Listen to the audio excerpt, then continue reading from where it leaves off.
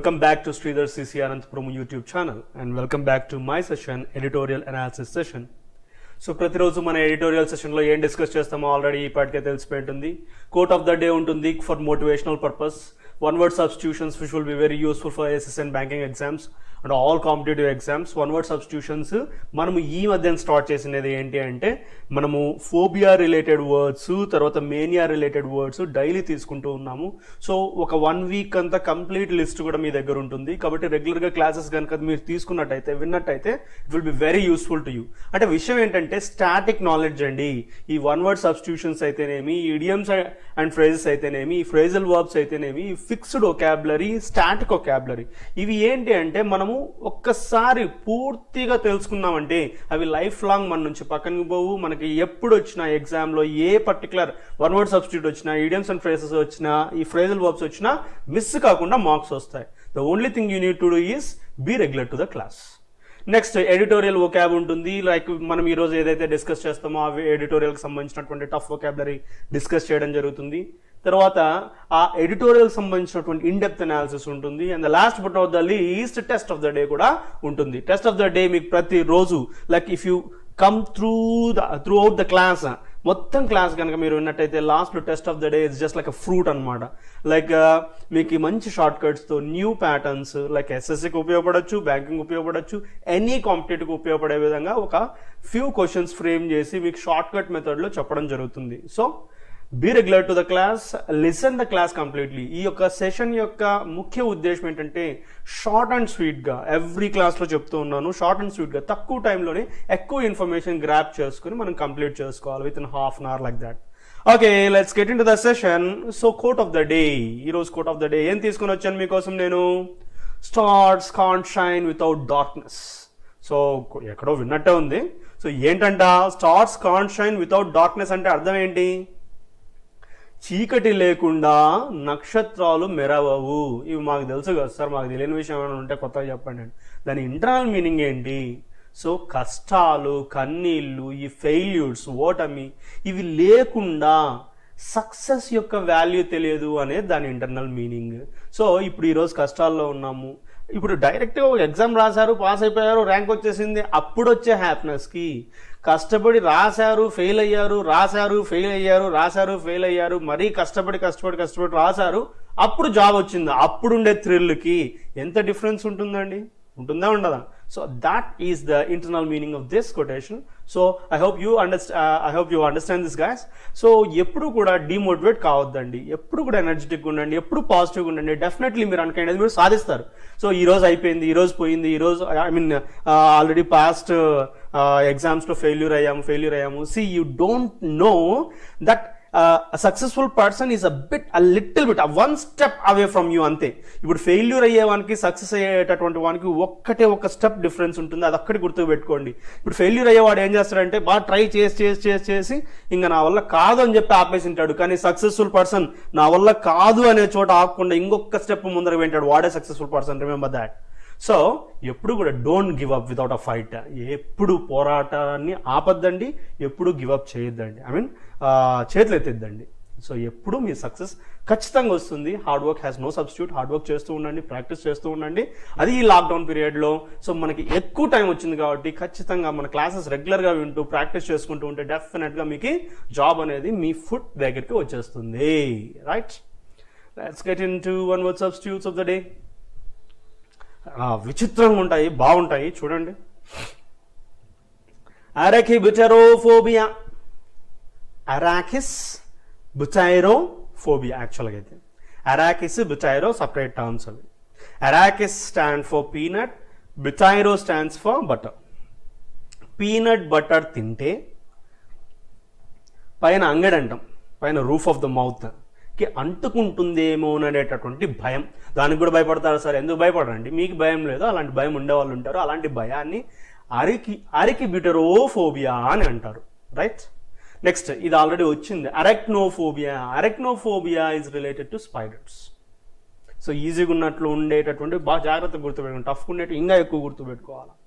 ఆస్ట్రా already మనకు తెలుసు, astrology, అది ఇక్కడ ఏ వచ్చింది. సో కాబట్టి ఇక్కడ ఏంటంటే ఈ యొక్క లైటనింగ్ ద్వారా మనం ఏమన్నా మనకి లైట్నింగ్ తగులుతుంది. లైట్నింగ్ అంటే ఏంటి? మన బల్బుల నుంచి వచ్చే లైట్ కాదు. ఆకాశంలో ఈ వర్షాలు పడేటప్పుడు ఉరుములు మెరుపులు అంటారు కదా, అవి ఏమన్నా మనకు తగులుతాయేమో అన్నటువంటి భయాన్ని ఆస్ట్రోఫోబియా అంటారు. అదే ఆస్ట్రపో ఎక్స్ట్రా వచ్చింది చూడు.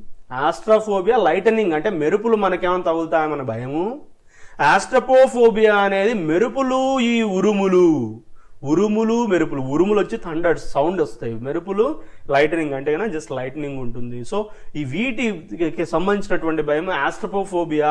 ఓన్లీ లైటనింగ్కి సంబంధించినటువంటి భయం ఆస్ట్రాఫోబియా. డిఫరెన్స్ ఉంది, అర్థం చేసుకోండి. ఒక పిఓపో ఎక్స్ట్రా వచ్చిందంటే థండర్ అనేది ఎక్స్ట్రా వస్తుందని గుర్తుపెట్టుకోండి. నెక్స్ట్ అథామిసోఫోబియా. అథా అంటే సెల్ఫ్, మిసో అంటే డర్టీ, అంటే సెల్ఫ్గా డర్టీగా అవుతానేమో, అంటే ఏది ముట్టుకున్నా ఏదైనా గలీజ్ అవుతుందేమో డస్ట్ అవుతుందేమో అనేటువంటి ఒక భయాన్ని, ఫియర్ ఆఫ్ బీయింగ్ డర్టీని అథోమిసోఫోబియా. మిసో ఆల్వేస్ నెగిటివ్ అని చెప్పి చెప్పున్నాను మీకు ఆల్రెడీ ప్రీవియస్ క్లాసెస్లో. సో కాబట్టి అథోమిసోఫోబియా అంటే fear of being dirty. So this are the 5 words related to mania. So next phobia. Next mania. మేనియాకి సంబంధించినటువంటి టర్మ్స్ ఒకసారి చూద్దాం. ఇక్కడ క్లైనోమేనియా, ఇంకా కరెక్ట్ చెప్పండి క్లినో. ఈ వర్డ్ మీకు లింక్ ఇస్తున్నా, లింక్స్ గుర్తుపెట్టుకోవాలి, మర్చిపోద్దండి. Inclination, cline, slope, bed. ఎప్పుడు బెడ్లో ఉండాలి అంటే నిద్ర పోవాలి, ఎప్పుడు బెడ్ మీదనే పడుకొని ఉండాలి అనేటటువంటి ఎక్సెసివ్ డిజైర్ని ఆల్రెడీ మీకు చెప్పున్నాను. మేనియా అనేది ఒక అబ్సెషన్ అన్నమాట, పిచ్చి, విపరీతమైనటువంటి ఆలోచన, దాంతోనే మైండ్ ఫిల్ అయిపోతే అది మేనియా అని అంటాం. అర్థమవుతుందా ఫ్రెండ్స్? క్లినోఫోబియా అంటే ఏంటి? Kline, inclination, slope, bed. So ఎప్పుడు బెడ్లో ఉండాలి, ఎప్పుడు బెడ్లో స్టే చేయాలి అనేటటువంటి ఒక ఎక్సెసివ్ డిజైర్ని, ఎక్సెసివ్ ఆబ్సెషన్ని క్లినోఫోబియా అంటారు. నెక్స్ట్ కాప్రోఫోబియా. యాక్చువల్ కాప్రో అంటే వేస్టేజ్ అండి, కాపర్ కాదు అది, కాప్రో. సో కాప్రోమేనియా అంటే కన్నా కొద్దిగా యాక్వర్డ్గా ఉంటుంది. ఆబ్సెషన్ విత్ ఫీసిస్ అంటే కన్నా వేస్టేజ్ అంటే ఎక్స్క్రీషన్ అండి. ఎక్స్క్రీషన్ అంటే ఆబ్సెషన్. ఇలాంటి యాక్వర్డ్ ఆబ్సెషన్ కూడా ఉంటుందా సార్ అంటే ఉంటుందండి. Human brain is the most complicated thing in the entire universe. So దానికి లేని ఎయిల్మెంట్స్ లేవు, దానికి ఉన్నటువంటి ఎబిలిటీస్ లేవు. సో ఇది ఒక టైప్ ఆఫ్ ఎయిల్మెంట్. ఏంటి? సో ఈ ఎక్స్క్రీషన్ మెటీరియల్ అంటే కన్నా ఇష్టం, విపరీతమైన పిచ్చి, అది కాప్రోమేనియా. నెక్స్ట్ డాక్నోమేనియా ఈజ్ కిల్లింగ్ అంటే చంపాలి అన్నటువంటి ఒక విపరీతమైన ఆబ్సెషన్ని డాక్నోమేనియా అంటారు. నెక్స్ట్ డెమోనోమేనియా, మొన్ననో వచ్చింది. కెకడెమోమేనియా అని వచ్చింది, గుర్తుందో లేదో మీకు? కెకడిమోన్ అనేది ఒక ప్రేతాత్మ అని చెప్పాను. కెకడిమోన్,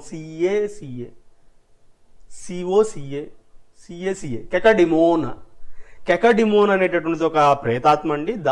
అది పట్టిందేమో అనేటటువంటి ఒక ఫీలింగ్, ఆ ఫిక్స్డ్ పొసెషన్ని కెకడిమోమేనియా అంటారు.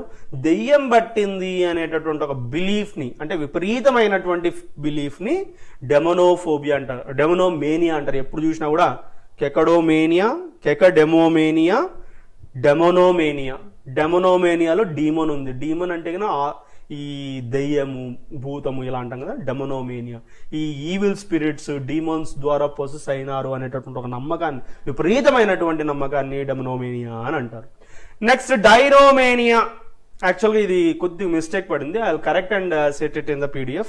సో డైనోసార్స్ అంటే విపరీతమైన ఇష్టం. మేనియా ఫర్ డైనోసార్స్ అంటే తెలుసుగా, ఇది ఆల్రెడీ డాన్సింగ్ అండ్ ఫ్రెంజీ అని చెప్పి నిన్న క్లాస్లోనే వచ్చింది, కొరియోమేనియా అని చెప్పేసి. అది కాదు, ఇది డైనోమేనియా స్టాండ్స్ ఫర్ డైనోసార్స్ అంటే విపరీతమైన ఇష్టం, ఆబ్సెషన్. అంటే డైనోసార్స్ గురించి తెలుసుకోవాలి, వినాలి, చూడాలి, ఇలాంటి ఒక మేనియాని డైనోమేనియా అంటారు. Next let's get in to phrasal verbs what I got to you today. So మీరు రెగ్యులర్గా ఫాలో అవుతూ ఉంటే I'm giving you phrasal verbs regularly. ఏమిటి గురించి ఐ మీన్ ఎలా ఇస్తున్నా అంటే ఆల్ఫాబెటికల్ ఆర్డర్లో ఇస్తున్నాను. మీరు రెగ్యులర్గా క్లాసెస్ కనుక చూసుకున్నట్టయితే కనుక సో ఈ ఆల్ఫాబెటికల్ ఆర్డర్ కంప్లీట్ అయిపోయినప్పుడు మొత్తం సెట్ ఆఫ్ ఫ్రేజల్ వర్బ్స్ మీ దగ్గర ఉంటాయి కాబట్టి బీ రెగ్యులర్. సో ఇక్కడ మీకు ఈ రోజు ఒక 4 తీసుకొని వచ్చాను, సింపుల్ గా కొద్దిగా డిఫికల్ట్ గా ఉండేవి. Bank on, bank. ఇక్కడ remember these are phrasal verbs. Verbs అంటే డెఫినెట్లీ వర్బ్ ఫార్మ్స్ ఉంటాయి. Bank on, banked, banked, bank, banked, banked. Bank అనేది noun cum verb. Bank on అంటే సో ఇప్పుడు బ్యాంక్ ఏమిటికి చిహ్నము? ట్రస్ట్, నమ్మకము, హోప్ కి, అవునా కదా? సో బ్యాంక్ ఆన్ అంటే అర్థం ఏంటి? Base your hopes on someone. So your banking on something అంటే you are keeping your hopes on something. Banking on someone అంటే you are keeping your trust on someone, అదే అర్థం. Don't forget the date, I'm banking on your help. Date మర్చిపోద్దండి, నేను మీ యొక్క help మీద ఆధారపడి ఉన్నాను, నమ్మకంతో ఉన్నాను, హోప్తో ఉన్నాను అనేటటువంటి అర్థం వస్తుంది, right? Boil down to, boil down అంటే ఇంకా మరిగి ఒక పాయింట్కి రావడము అని అర్థం వస్తుంది. సో అంటే I'm trying to explain the meaning to remember అంతే. Okay, boil down to something అంటే to be summarized as like ఈ విధంగా కంక్లూడ్ అయింది అని అర్థం. The problem boils down to a lack of money. So problem అంతా ఒక సమరైజ్ చేస్తే ఏమర్థమైందంటే ల్యాక్ ఆఫ్ మనీ నుంచి ఈ ప్రాబ్లం అంతా జరిగింది. Boils down to a task, boiled. Boot up, ఇది మనకు తెలిసిండేదే.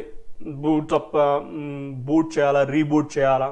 So start a computer by loading and operating system or program. So ఏదైనా ఒక కంప్యూటర్ని కానీ, మొబైల్ని కానీ, డివైస్ని కానీ మనం రీసెట్ చేయడం, మొత్తం ఓఎస్ అంతా మార్చడం.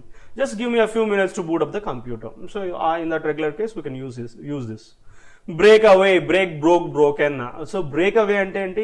Escape from captivity. క్యాప్టివిటీ అంటే ఏంటి? నిర్బంధం, kidnapping, just like kidnapping. So captivity నుంచి పారిపోవడం. Few horses broke away from the paddock. Horses ఉండేటటువంటి ప్లేస్ని, దానిని కట్టి ఉంచే ప్లేస్ని పెడాక్ అంటారు. దాని నుంచి కొన్ని హార్సెస్ బ్రోక్ అవే అంటే ఎస్కేప్ అయిపోయాయి. So I got 4 words. Bank on, to rely or trust or hope. Boil down to, summarized. Boot up, start a computer having loading and operating system. Next break away అంటే escape. Okay, so let's get to editorial vocabulary. ఈ రోజు vocabulary ఏం తెచ్చని చూసుకుందాం. ఇది ousted, మామూలుగా ousting orders అంటూ ఉంటారు. అది ఊస్టింగ్ అంటే ఏదో తెలుగు పదం కాదండి, అది ఇంగ్లీష్ పదమే. ఊస్టింగ్ ఆర్డర్స్ అంటే కన్నా బయటికి పంపించినట్టుగా orders. Oust, O U S T E D, ousted verb forms. Expelled from a position, ఒక పొజిషన్ నుంచి బయటికి పంపించి వేయడము. బోన్ ఆఫ్ కంటెన్షన్, ఇది ఒక idiomatic expression. Bone of contention అంటే మీకు గుర్తుకుండే విధంగా చెప్తాను. కంటెన్షన్ అంటే గొడవ, ఒక స్ట్రగుల్, ఒక క్వారల్. ఇప్పుడు 2 కుక్కలు ఉన్నాయి, ఆ కుక్కలకి గొడవ జరగడానికి ఒక ఎమక విసిరాం మధ్యలో. అవి 2 కొట్లాడటానికి కారణమైనటువంటిది ఏంటి? ఆ కొట్లాటకి కారణమే ఒక బోన్. ఆ బోన్ ఆఫ్ కంటెన్షనే ఈ యొక్క ఇడియమాటిక్ ఎక్స్ప్రెషన్. అంటే ఏదైనా ఒక పర్టికులర్ పాయింట్ ఉంది, ఈ పాయింట్ కోసము 2 వర్గాల వారు కొట్టుకుంటున్నారంటే ఈ పాయింట్, ఈ వస్తువు, ఈ విషయాన్ని, ఈ వస్తువుని ఏమంటారంటే బోన్ ఆఫ్ కంటెన్షన్ అంటారు. Subject over which there is continuing disagreement కావచ్చు, క్వారల్ కావచ్చు, ఫైటింగ్ కావచ్చు. రాయల్ అంటే ఇరిటేటెడ్. అటోక్రటిక్, ఇది no account of other people's opinion. Autocracy already మనకు వచ్చింది 1 word సబ్స్టిట్యూట్స్. అంటే సో పర్సనల్ గా డిసైడ్ అయిపోవడం, ఇంకోరి మీద, పీపుల్స్ ఒపీనియన్ మీద డిసైడ్ అవ్వడం లేదు. అమెండ్మెంట్స్, ఇది మనం రెగ్యులర్ గా వినేటటువంటి term. Constitutional amendments, changes. Alluded verb forms. ఏదైనా ఒక విషయాన్ని క్యాజువల్ గా రెఫర్ చేయడం.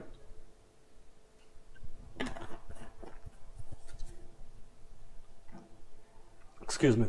సో అల్యూడెడ్ అంటే ఏదైనా ఒక విషయాన్ని అల్యూడ్ చేయడము, అంటే రెఫర్ చేయడం క్యాజువల్ గా. మెషినేషన్స్ అన్నా, స్కీమ్స్ అన్నా ఒకటి. ఇట్స్ అ టెక్నికల్ టర్మ్ అంతే. పెట్యులెంట్, ఇది కూడా మిస్ అయింది. పెట్యులెంట్ అంటే bad tempered. Petulant adjective. Petulant nature, bad tempered nature. So చాలా హాట్ టెంపర్డ్, బ్యాడ్ టెంపర్డ్ గా ఉండడం. కంటిన్యూయన్స్ అంటే పోస్ట్ పోన్. కంటిన్యూయేషన్ వేరే, కంటిన్యూయన్స్ వేరే. కంటిన్యూయన్స్ అంటే పోస్ట్ పోన్మెంట్, ఏదైనా ఒక విషయాన్ని పోస్ట్ పోన్ చేయడం. అవుట్ నంబర్డ్, దాంట్లోనే తెలుస్తుంది మనకి ఏదైనా ఒక ఉన్న నంబర్ కంటే విపరీతంగా, more numerous than something. Fragile, easily broken or delicate, చాలా వీక్గా ఉన్నటువంటిది, ఈజీగా బ్రేక్ అయ్యేటటువంటి దాన్ని ఫ్రెజైల్ అని అంటాము. అది అడ్జెక్టివ్. డెఫ్ట్లీ అంటే cleverly, in a clever way, adverb form. Right, ఈరోజు మీకు వచ్చినటువంటి ఎడిటోరియల్ ఏంటి అనేది ఒకసారి చూద్దామండి. Yes, trouble in Nepal on Nepal communist party NCP factional fight. So నేపాల్లో ఇప్పుడు ఉన్నటువంటి ఒక సందిగ్ధావస్థ, ఒక ట్రబుల్ గురించి ఇక్కడ మనము డిస్కస్ చేయబోతున్నాం. ఆ నేపాల్ ఎన్సిపి ఫ్యాక్షనల్ ఫైట్ అంటే ఒక ఫ్యాక్షనల్ ఫైట్ ఎవరి మధ్య జరుగుతుందని చూద్దాం. India will have to deal with KP Oli ఎవరు ఆయన అనేది మనకు తెలుస్తుంది. He's the PM of Nepal, whether he's ousted or stays on as PM. So ఇండియానే డీల్ చేయాలి ఓలీ విషయము, నేపాల్కి సంబంధించి అతడిని ఉంచాలా లేదా అక్కడి నుంచి తీసివేయాలా అనేటటువంటి విషయం. The storm raging in Nepal's ruling NCP is again rocking the Khadga Prasad KP Oli అంటే అది KP Oli government and putting Kathmandu's polity in suspense over what might follow. So ఇప్పుడు ఒక స్టార్మ్ అంటే తుఫాన్ అంటే మామూలుగా రెగ్యులర్ వచ్చే తుఫాన్ కదా, అక్కడ ఉన్నటువంటి వాళ్ళ మధ్య ఉన్నటువంటి విభేదాలు ఏవైతే ఉన్నాయో, ఇవి పార్టీలో ఉన్నటువంటి విభేదాలు ఏవైతే ఉన్నాయో అవి ఈ యొక్క గవర్నమెంట్ని మొత్తం ఊపేస్తున్నాయి. అండ్ ఈ కాఠ్మండు యొక్క పాలిటీని సస్పెన్స్లో పడివేసాయి ఏం జరగబోతుందని. Crucial meet meant to announce on end to the differences between parties' two leaders, Mr. Oli and his rival Pushpa Kamal Dahal Prachanda, was postponed on Tuesday. So ఇక్కడ ఏం జరిగింది, ఒక క్రూషల్ మీట్ ఉండేది, అది పోస్ట్పోన్ అవ్వడం జరిగింది. So ఏది Tuesday ఉండాల్సినది meeting postpone అవ్వడం జరిగింది. ఎందుకు? To settle the differences. ఎవరెవరి మధ్య? ఆ పార్టీకి ఎన్సీపీకి సంబంధించినటువంటి మెయిన్లీ 2 లీడర్స్ ఉన్నారు. వాళ్ళు ఎవరప్పా అంటే ఈ ఓలీ గారు, తర్వాత ప్రచండ అలియాస్ పుష్ప కమల్ దహల్. సో ఇది పోస్ట్ పోన్ చేయడం జరిగింది. Last week to the 2 rival factions decided to put off a meeting, the standing committee, after PM Oli failed to attend. So 2 weeks back కూడా సేమ్ ఇదే విధంగానే జరిగింది. ఎందుకంటే పిఎం ఓలీ అనేటటువంటి వాడు ఆ మీటింగ్కి అటెండ్ కాకపోవడమే కారణం. While the bone of contention which has riled party members is that Mr. Oli continues to hold 2 posts, that of NCP chairperson and prime minister. It is clear that there is more complex power game going on. So ఇక్కడ ఈజీగా అర్థమయ్యే విషయం ఏంటంటే అక్కడ పార్టీలో ఉన్నటువంటి internal మెంబర్స్కి irritate చేయడానికి కారణం ఏంటి అంటే ఈ ఓలీ అనేటటువంటి ప్రైమ్ మినిస్టర్ ఎవరైతే ఉన్నారో ఆయన ఒక పోస్ట్ కాకుండా 2 పోస్ట్ని హోల్డ్ చేయడం అనేది అక్కడ బోన్ ఆఫ్ కంటెన్షన్ అయింది. బోన్ ఆఫ్ కంటెన్షన్ అంటే చెప్పుకున్నాం, గొడవకి కారణమైంది.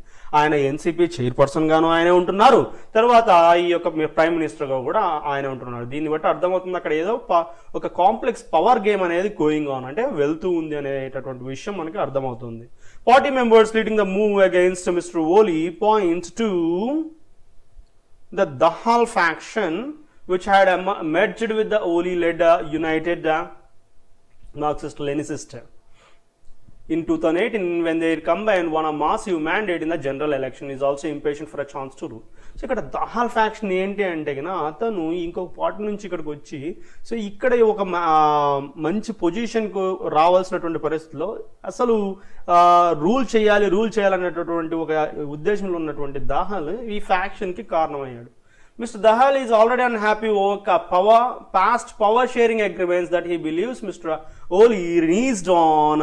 ఈ వర్డ్ గుర్తుపెట్టుకోండి, reneged on, and Mr. Oli still has residual bitterness over so thus decision to pull out of his previous government in 2016. So ఇక్కడ 2 విషయాలు మనం అయితే అర్థం చేసుకోవచ్చు. ఇక్కడ దహాల్ యొక్క ఇంపేషన్స్ ఏంటి అంటే సో ఇతను ఈ ఓలీ reneged అంటే ప్రామిస్ని బ్రేక్ చేయడం, ఏదైనా ఇచ్చిన మాటని తప్పడం. సో ఈ ఓలీ మాట తప్పాడు ఏంటి, ఈ పవర్ షేరింగ్ అగ్రిమెంట్స్ పట్ల ఈ ఓలీ గారు ఈ మాటని ప్రామిస్ని నిలబెట్టుకోలేకపోయారు. దాని పట్ల ఆల్రెడీ దహాల్ అక్కడ ఇంపార్టెంట్ లీడర్ ఆయన ఆల్రెడీ అన్హ్యాపీగా ఉన్నారు. అండ్ ఇక్కడ ఓలీ దగ్గర ఏంటి పరిస్థితి అంటేనా రెసిడ్యుయల్ బిటర్నెస్ అంటేనా ఆల్రెడీ ఎక్కడో మిగిలిపోయి ఉన్నటువంటి బిటర్నెస్ ఉంది. ఎవరి పట్ల? దహాల్స్ పట్ల. ఎందుకు? ఆల్రెడీ 2016లో దహాల్ అతన్ని అక్కడ ప్రీవియస్ గవర్నమెంట్ ఫాల్ డౌన్ చేసి అతను రూల్ చేయాలంటే అతను రూల్లోకి రావాలి అనేటటువంటి ట్రై చేసినటువంటి డెసిషన్ ఏదైతే ఉందో అది ఆల్రెడీ ఒక రెసిడ్యుయల్ బిటర్నెస్ లాగా ఓలీకి ఉంది. There is also concern over Mr. Oli's head-on collision with India over the past few weeks. beginning with the constitutional amendment to adopt a disputed map as well as his rather rash language against India, including a recent controversy over the birthplace of the Hindu god Lord Rama. So ఇక్కడ ఇండియాతో కూడా ఈ యొక్క కయ్యానికి call దువ్వడం జరిగింది కొన్ని వారాల కిందటనే. ఏంటి, ఈ already alleged controversial map, disputed map ఏదైతే ఉందో దాన్ని అడాప్ట్ చేసుకోవడానికి అమెండ్మెంట్ చేయడం అనేది ఒకటి. తర్వాత rash language against India, India పట్ల ర్యాష్ లాంగ్వేజ్ తో మాట్లాడటం ఒకటి. తర్వాత ఇంకొక రీసెంట్ కాంట్రవర్సీ కూడా, ఏది birth place of Hindu god lord Ram గురించినటువంటి కాంట్రవర్సీ కూడా ఈయన లేవదీయడం జరిగింది. ఎవరు? Oli. Mister Oli has said that he believes there is a conspiracy against him and alluded to alleged machinations by the Indian embassy in Kathmandu. So ఇక్కడ ఏమంటున్నారంటే, ఈయన ఏమంటున్నాడు, సో అతనికి సంబంధించి ఏదో కాన్స్పిరసీ జరుగుతోంది ఇండియన్ ఎంబసీలో. క్యాజువల్గా రెఫర్ చేశాడు. ఏమి, సో ఏదో స్కీమ్ జరుగుతోంది, ఏదో కాన్స్పిరసీ అంటే కుట్ర జరుగుతోంది ఇండియన్ ఎంబసీలో కాఠ్మండులో అన్నట్టుగా ఆయన చెప్పడం కూడా జరిగింది. Finally there is considerable disquiet in the party and in the press over the public role played by the Chinese ambassador to Nepal in bringing together the warring factions, especially after mister Oli's threat to split the NCP and revive the UML earlier this month. So ఇక్కడ ఇంకా ఏంటి, డిస్క్వైట్ అనే word చూసుకోండి. డిస్క్వైట్ అంటే కన్నా వరి, so విచారానికి కారణం. ఈయన ఈ విధంగా చేయడము ఏదంటే, ఇలా ఇండియాతో కయ్యానికి కాల్ దూవడం అయితేనేమి, తర్వాత ఈ public role, so in the press over the public role played by the, so ఈ చైనీస్ అంబాసిడర్ టువర్డ్స్ నేపాల్ చేసినటువంటి రోల్ అనే దానికి సంబంధించినటువంటి విషయం అయితేనేమి. సో ఈ వారింగ్ ఫ్యాక్షన్స్ ఎవరు, వీళ్ళిద్దరు, దహాల్ అండ్ ఓలీ, వీళ్ళ మధ్యన పొత్తు కుదుర్చడానికి ట్రై చేసినటువంటి విషయం అయితేనేమి. సో ఈ ఎప్పుడు ఇది కూడా జరిగిండేదంటే, ఓలీ థ్రెట్ టు స్ప్లిట్ ఈ ఎన్సీపీని యుఎంఎల్ని రివైవ్ చేయడానికి ఎర్లియర్ దిస్ మంత్ జరిగినటువంటి ప్రయత్నాలకు సంబంధించినటువంటి విషయంలో దర్ ఇస్ అ కన్సిడరబుల్ డిస్క్వైట్, వరి అనేది మనకి కనపడిస్తూ ఉంది. సో ఫినిషింగ్ ఎలా ఇస్తున్నారు చూద్దాం.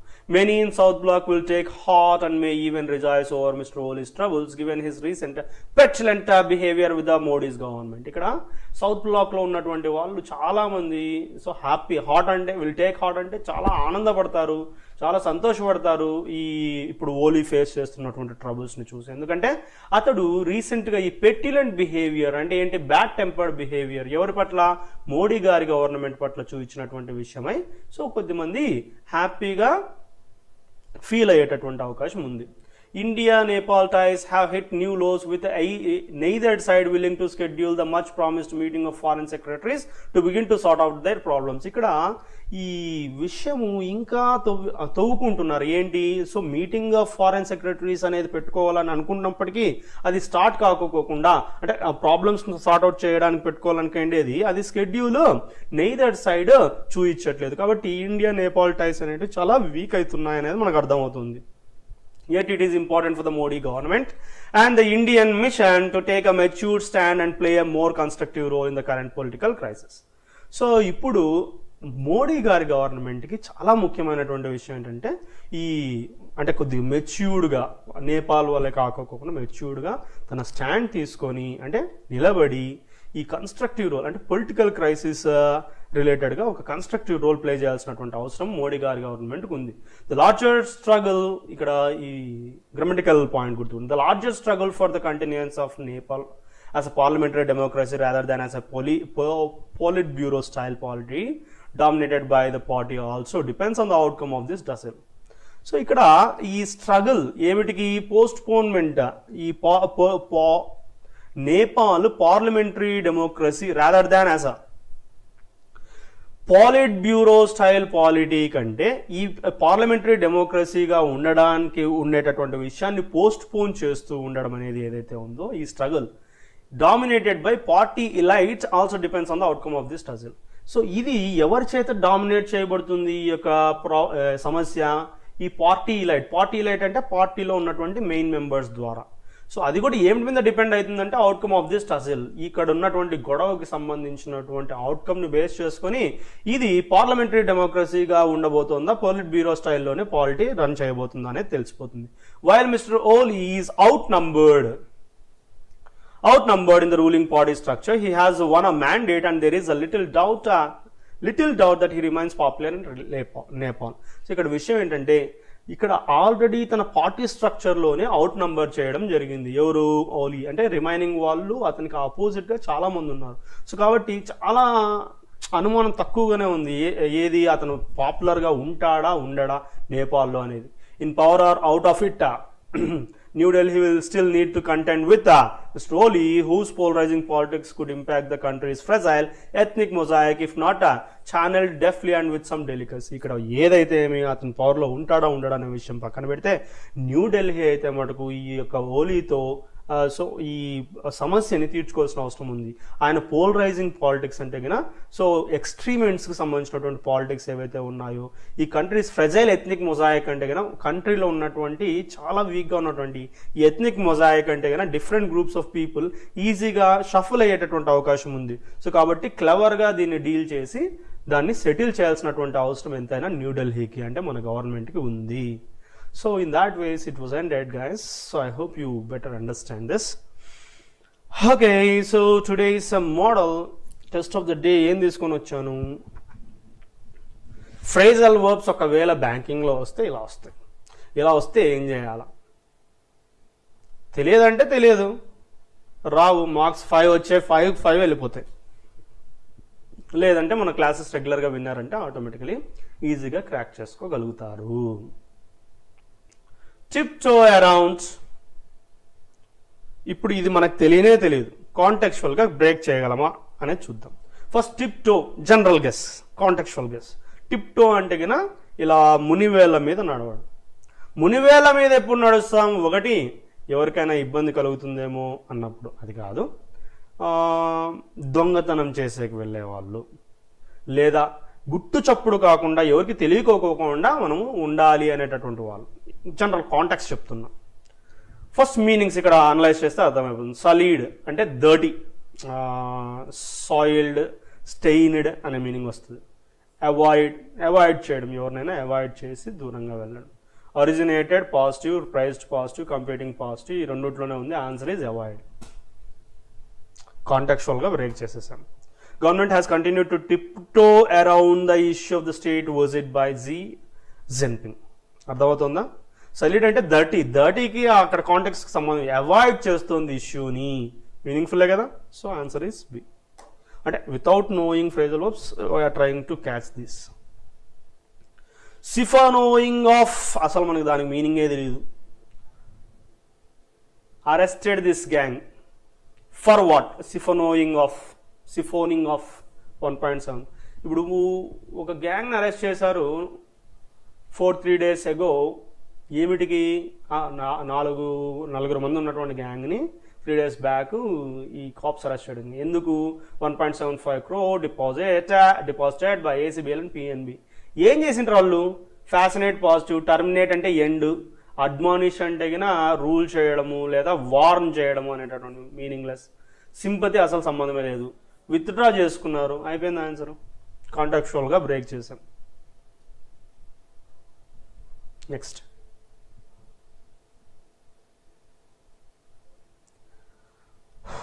Measure up.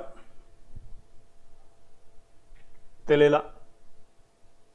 The review says that the phone's lack of telephoto lens means it can't measure up to its competitors in terms of zoom. So review ఏం చెప్తుందంటే phones lack of telephoto lens లేకపోవడం అనేది ఈ తన యొక్క కాంపిటీటర్స్ని మెజరప్ చేయలేదు, contribute చేయలేదు. Combat అంటే కొట్లాడడం. ఇన్ఫ్లుయెన్స్, ఫుల్ఫిల్, స్ట్రింక్ మీనింగ్లెస్, ఈ రెండింటికి ఛాన్స్ ఉంది. Influence it's competitors in terms of Jew, fulfill its competitors in terms of Jew. Which one is more suitable?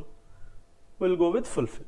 Fulfill its competitors ideas, thoughts, so competitors ఉన్నటువంటి ఆలోచనలని fulfil చేయలేకపోతుంది. Measure up, especially fulfilling, measuring. Factor in. China's economic and social plans must factor in that. Factor in, inside. Include whole లో పెట్టు. Lesson, achieve కాదు, examine కాదు, transfer కాదు. Include that coronavirus will be with us for a long time. So economic social plans ఏం include చేసుకోవాలంటే corona virus మనతో పాటు long time ఉంటుందనే విషయాన్ని వాళ్ళు ఇంక్లూడ్ చేసుకోవాలి. లెసన్ చేయాలి, అచీవ్ చేయాలి, ఎగ్జామిన్ చేయాలి, ట్రాన్స్ఫర్ చేయాలి, కాంటెక్చువల్గా మీనింగ్ రాదు. Next last one for the day, carve out. First carve అంటే మీనింగ్ తెలుసుకోండి. చెక్కడం, మొలవడం, అంటే శిలను చెక్కడం అంటారు కదా. క్యార్వ్ అవుట్ ఆ నీష్. క్యార్వ్ అవుట్ ఆ నీష్ అనేది idiomatic expression. First of all అర్థం చేసుకోండి. క్యార్వ్ అవుట్ ఆ నీష్ అంటే మంచి ఉన్నత స్థానాన్ని మలుచుకోవడము అని అర్థం వస్తుంది. డిఫై ఆపోజిట్, కనెక్ట్ టు కాదు, యాక్సెప్టెడ్ కాదు, రెడ్యూస్ మీనింగ్లెస్, ఎస్టాబ్లిష్.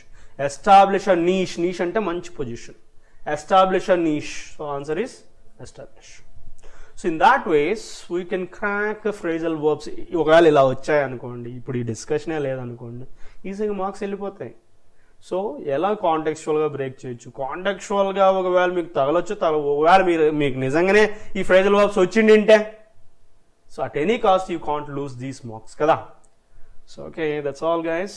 సో ఇంకా మనము వొకాబులరీలో కన్ఫ్యూజింగ్ వర్డ్స్, ఫ్రేజల్ వర్బ్స్ ఇప్పుడు ఆల్రెడీ చేస్తూ ఉన్నాము.